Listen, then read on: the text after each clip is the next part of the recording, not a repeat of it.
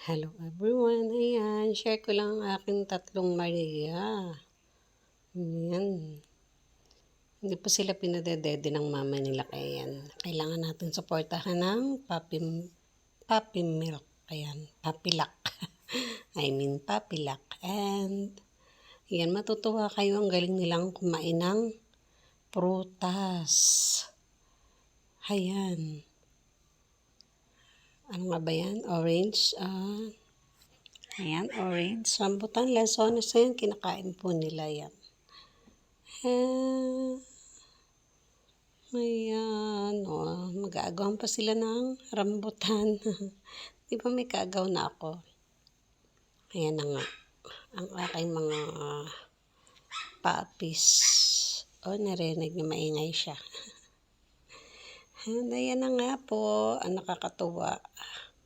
Mga fruit lovers sila. Ayan. Alam na nila, kapag nakita nila yung rambutan, talagang hihingi sila sa'yo. Ayan, thank you for watching everyone. Have a